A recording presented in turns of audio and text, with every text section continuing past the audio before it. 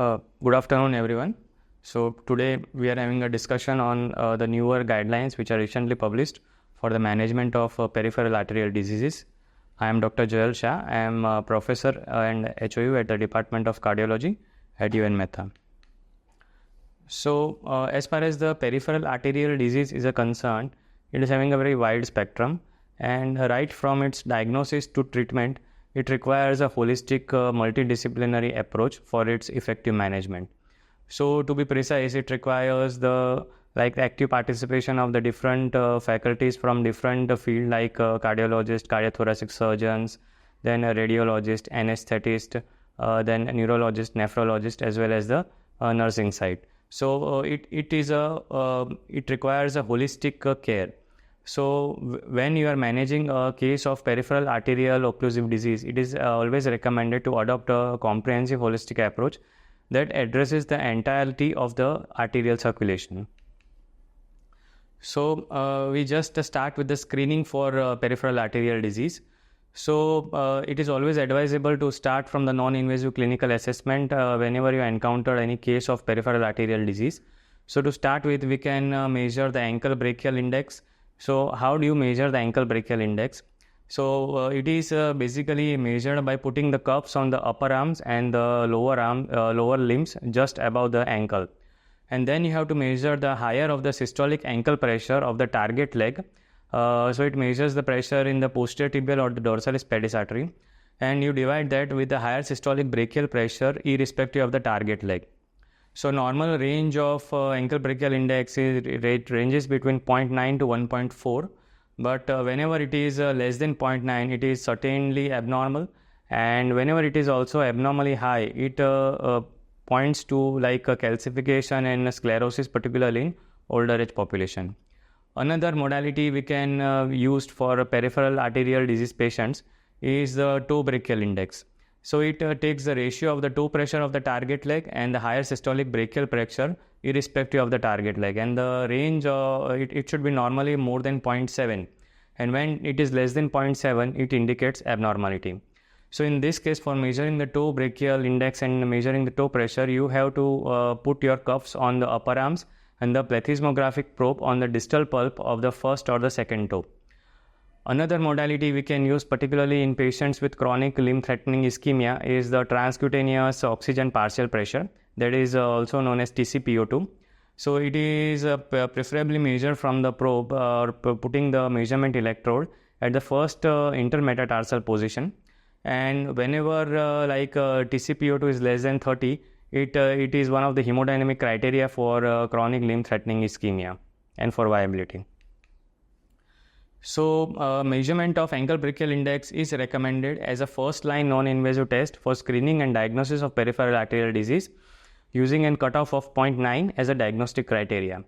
And in the case of non-compressible ankle arteries, or when ABI is more than 1.4, we should employ additional methods such as the toe pressure, toe brachial index, or the Doppler waveform analysis.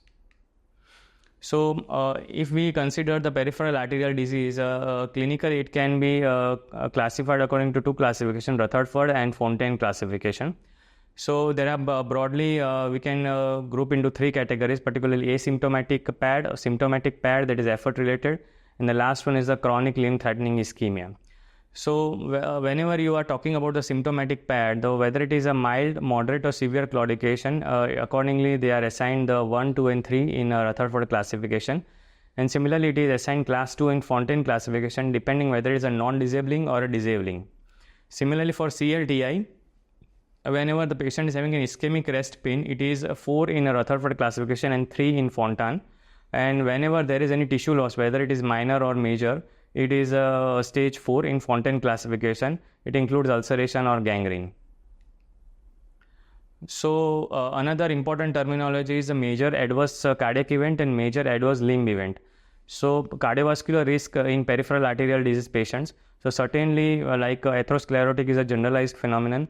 So whenever a patient of peripheral arterial disease is encountered, they are always having a 4 to 5x increased risk of CV events compared with the patients without the peripheral arterial disease. So that translates into increased incidence of MACE rate in the terms of CV mortality, myocardial infarction, or revascularization, or hospitalization for heart failure, as well as limb events, particularly major adverse limb event, which includes amputation, acute or chronic limb ischemia, or high incidence of like lower limb revascularization. So our central therapeutic aim for management in this patient is to reduce the risk of MACE and MALE, as well as to improve the quality of life. Now, we talk about the multimodal. Whenever you encounter a patient of a PAD, you have effectively screened and diagnosed the patient. Now, we can proceed to the multimodal treatment of PAD. So, the optimal treatment of PAD is basically involves a comprehensive, holistic involvement of the different specialities. So, it includes like pharmacological as well as non-pharmacological measures. Non-pharmacological measures concentrate on the healthy lifestyle, smoking cessation, healthy diet, weight loss, regular exercise, and a new terminology set is coined, that is supervised exercise training is also gaining momentum. Then other pharmacological management includes effective control for hypertension, effective control for diabetes, then blood thinning agents, as well as statin, which are active in the lowering the cholesterol levels. So whenever these are the new recommendations for the anti-thrombotic treatment. So whenever you encounter patients with a chronic symptomatic PAD, so we have to assess the risk at every level. If the patient is having a non-high risk limb presentation or high risk comorbidity, we can go with a single antiplatelet therapy, either aspirin or clopidogrel. But whenever the patient is having a high risk limb presentation or high risk comorbidities, then we have to combine aspirin with rivaroxaban 2.5 BD, which is a class 2A indication.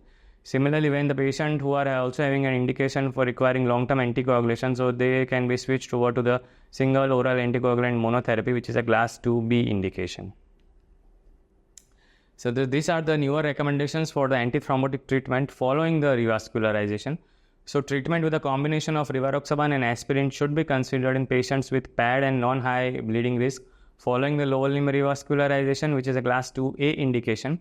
And similarly, DAPT for at least 1 month after revascularization should be considered, which is a class 2B indication. Similarly, if the patient is having undergone revascularization and it is having no high bleeding risk, then we can switch over to DAPT with rivaroxaban for the 1 month, and then we can switch over to combination of aspirin and rivaroxaban. Similarly, these are the new recommendations for antihypertensive therapy in patients with PAD. So in patients with PAD and hypertension, an SPP target of less than 130 is recommended, which is a class 1 indication, and preferably ACE inhibitor or ARB should be considered as a first line therapy, which is a class 2A indication.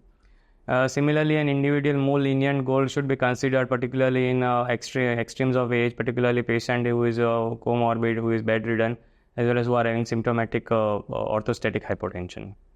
Similarly, these are the recommendations for the lipid lowering therapy. So an ultimate LDL goal of less than 55 or 50% reduction in LDL is the target, and it is recommended in all patients with atherosclerotic PAD. If the target LDL is not achieved with statin and ezetimibe, treatment with a PCSK9 inhibitor is recommended in patients with atherosclerotic PAD. And if the target LDL is not achieved, then we can go for a combination of statin and ezetimibe. And for statin intolerant patients who do not achieve their LDL goal on ezetimibe, it is also recommended to end bempedoic acid either alone or in combination with PCSK9. So this is a very important slide which shows the importance of exercise in PAD. So basically we are talking about the supervised exercise training, whether it is either home based or ambulatory based. So ultimately the different benefits of exercise are: it decreases the symptom, it improves the quality of life, it increases the walking distance, it leads to reduction in the cardiovascular risk factors and improves the functional status of the patient. So it acts at the multiple level, at the level of endothelial, it decreases the inflammation, acts at the mitochondrial level, and also it promotes arteriogenesis. So this is recommendations for exercise training. So we can see that at least 3 sessions of each of 30 minutes is recommended, and supervised exercise training is recommended. And this training program, a duration of at least 12 weeks or 3 months is the minimum which should be considered in each and every patient. Similarly, for follow-up in patient with symptomatic PAD after 3 months of OMT and exercise therapy, a PAD-related questionnaire assessment is assessed, And ultimately, once a year, we can also assess the clinical and functional status, medication adherence, limb symptoms, and different risk factors. So to summarize, we can say that multidisciplinary approach and multimodal treatment are the core for the management of PAD. Decision making is involving the entire vascular team. Implementation of supervised exercise training is very important, and follow-up strategies and recognition of patients' quality of life. So this is just the diagnostic algorithm for PAD patients. So here we can say that after the initial assessment, we go with the invasive assessment, particularly in symptomatic patients. So we are talking about the chronic limb threatening ischemia. So this is the assessment of risk of amputation in CLTI patient. This is also known as the wound ischemia and foot infection classification. And accordingly, three components are there. That is wound, ischemia, and foot infection. And accordingly, depending on the severity of the involvement, score from 0 to 3 is assigned for each and every parameter. This is the recommendation for the diagnostic test in patients with PAD with diabetes, renal failure, and wound. So in these patients, this Wi-Fi classification should be considered to estimate the individual risk for amputation. And successful management for CLTI, like revascularization is recommended for limb salvage. Early recognition and vascular team approach is always recommended for limb salvage.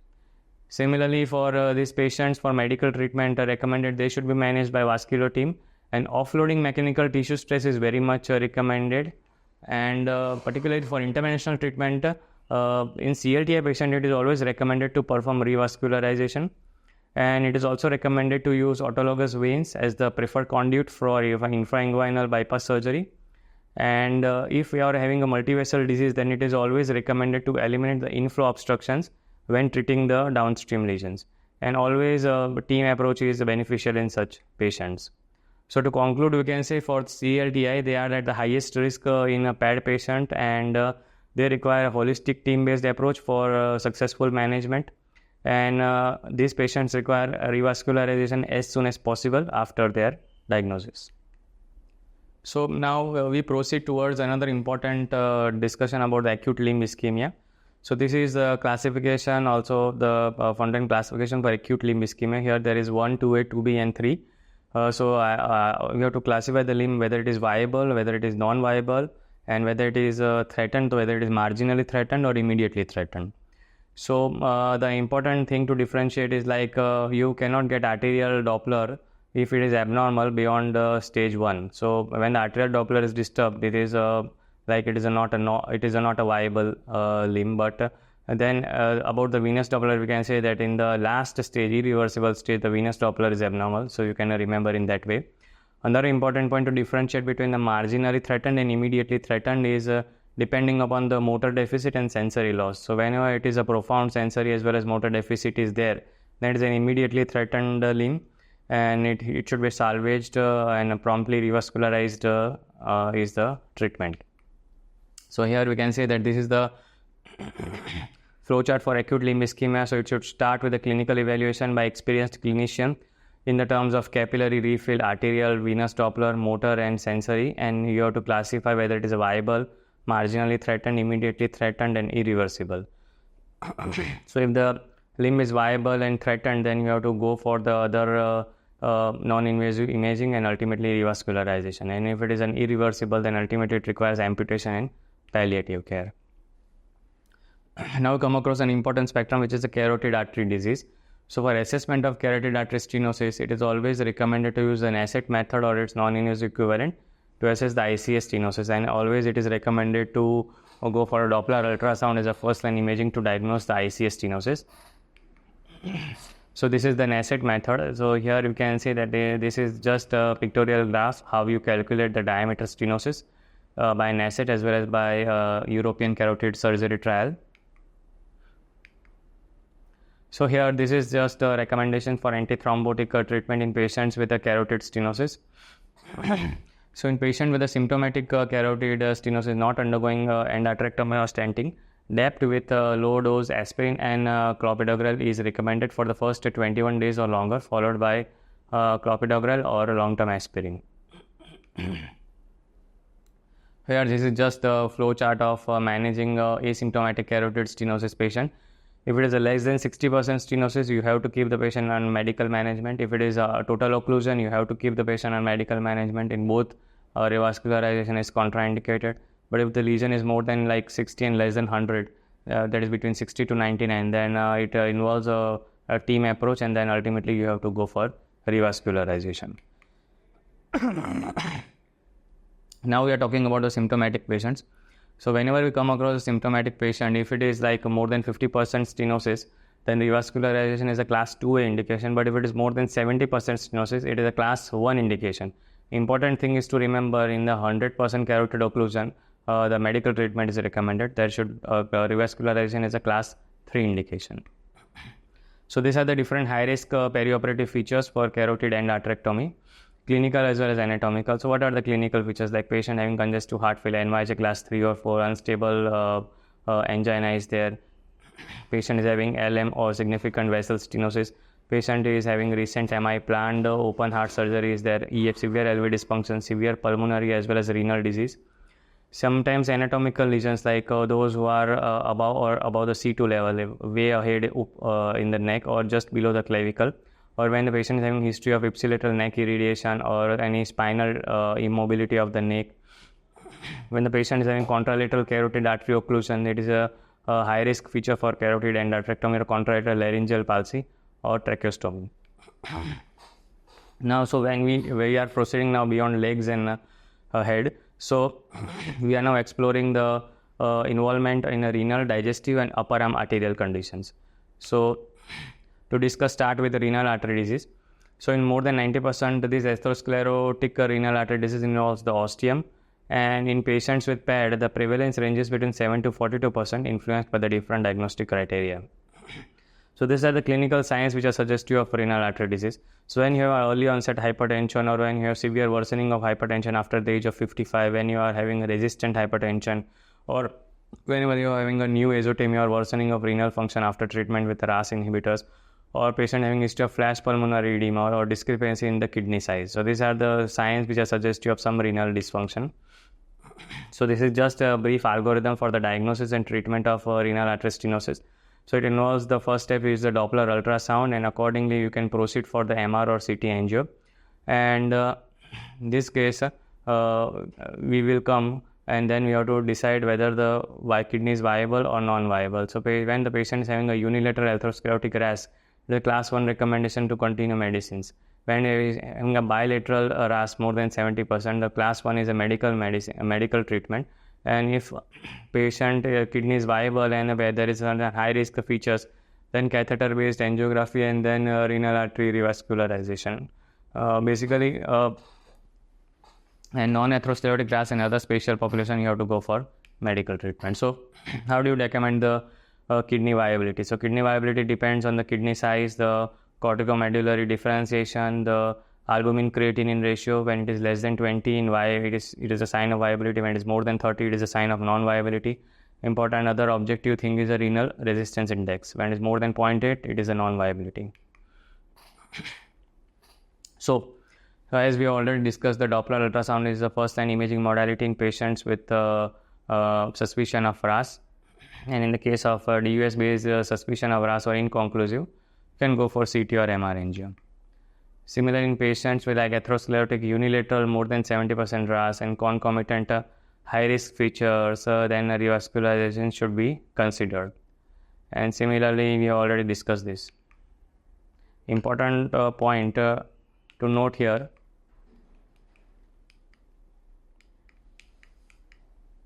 is in the patient with atherosclerotic unilateral RAS, routine revascularization is not recommended. You have to give a trial of OMT and then only you can consider for revascularization. So in conservatively managed, necessary follow-up should reevaluate the potential indications for renal artery revascularization and reintervention. So after the stenting also regular follow-up is needed. And so reintervention in this case should be considered when you have more than ISR of more than 60% or when you have more than 20% increase in the serum creatinine or you have recurrent signs and symptoms. So now we proceed towards the acute mesenteric ischemia.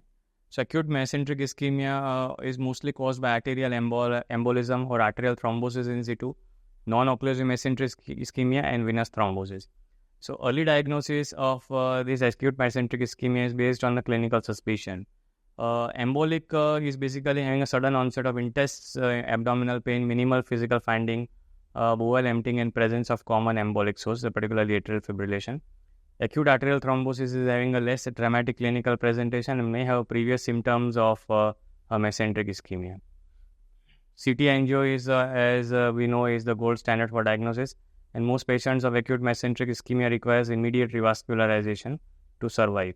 And endovascular revascularization is superior to surgical intervention in terms of hospital mortality and mesenteric bowel resection. Chronic mesenteric artery disease, like occlusive chronic mesenteric, is mostly caused by atherosclerosis, and it involves the most frequently the females. And symptoms typically manifest at least when two vessels, mesenteric trunks, are involved due to extensive collaterals. Presence of an asymptomatic celiac artery end or SMA stenosis is 3% in patients under 65 and 18% in those more than 65. So this is the algorithm for the management of chronic mesenteric ischemia. So we proceed with after CT angio diagnosis. If there is isolated stenosis, then we can go for whether we have to rule out whether it is a median arcuate ligament syndrome. Then we have to go for the therapy of underlying condition. If it is a multivessel involvement and it involves atherosclerosis, then it involves a vascular team approach and endovascular or surgical revascularization. So in patients with acute mesenteric ischemia due to acute occlusion of SMA, endovascular intervention is recommended. And in patients with acute or chronic mesenteric ischemia, assessment by vascular team and revascularization of asymptomatic atherosclerotic visceral artery stenosis is not recommended. So this is very important. Like in the 24 guidelines, they have like promoted the use of endovascular management over the surgical correction in mesenteric ischemia. So most patients of acute requires lifelong anticoagulation antiplatelet therapy to prevent recurrence, and they should have surveillance with a repeat CT angio within 6 months. Similarly, following the CMI revascularization, drug therapy and lifestyle changes are recommended, and it should be followed within 1 month post procedure, and then biannually in the first 2 years, and then annually. Now about the subclavian artery disease. Atherosclerotic upper extremity artery disease is the most frequently located in the subclavian artery. Isolated subclavian stenosis is like asymptomatic, and it should be suspected on just a clinical interarm difference of more than 10 mm mercury between the two upper limbs. Prevalence of asymptomatic subclavian is approximately 4.5% in adults and more frequently in patients with PAD. Similarly, a Doppler ultrasound assessment of subclavian arteries like intrastenotic high velocity flows, there is 50% stenosis peak systolic velocity more than 230 cm per second, or when you have monophasic post-stenotic waveforms. So whenever it is like suspected, flow reversal should be assessed in ipsilateral vertebral artery, and abnormal or doubtful should be followed by either CT or MR angio. So for like optimal medical treatment is recommended in all patients with symptomatic upper extremity disease to reduce the CV risk. Revascularization is indicated in symptomatic patients, particularly like having TIA or stroke, patient having coronary subclavian steal syndrome, patient having ipsilateral HDSS dysfunction or impaired heart-related quality of life. Similarly, revascularization should also be considered in asymptomatic patient when you are applying a CABG using LIMA or RIMA, when you are having an ipsilateral hemodialysis excess, and when you have a significant bilateral occlusion for adequate BP surveillance. So this is just a recommendation. Bilateral BP measurement is recommended, and endovascular is considered over surgery despite similar long-term outcomes or due to lower complication rate. And like in patient with atherosclerotic subclavian artery disease, it should be considered in the case of proximal stenosis in patients undergoing CABG using ipsilateral internal memory artery, or it should be considered also in ipsilateral HD IV access. But routine revascularization of patient with atherosclerotic subclavian artery disease is not recommended. So they should be followed up to ensure the optimal CV protection. Tight follow-up is required, particularly in symptomatic patient, to reassess the indication for revascularization. And after revascularization, they should be also diligently followed to allow early detection and treatment of impending procedural failure. So to conclude, we can say that in patients with atherosclerotic unilateral RAS, concomitant high-risk features, and signs of kidney viability, renal artery revascularization should be considered after the OMT. And in patient with a atherosclerotic bilateral RAS or RAS in solitary kidney with concomitant high-risk features and signs of kidney viability, renal artery revascularization should be considered. And in patient with acute mesenteric ischemia due to acute occlusion of SMA, endovascular revascularization is recommended. In patients with chronic mesenteric disease, endovascular treatment is favored over open surgery. And in subclavian artery disease, revascularization is indicated in symptomatic as well. It should be considered in also in some asymptomatic patients. We already discussed those indications. So thank you for your attention and patience.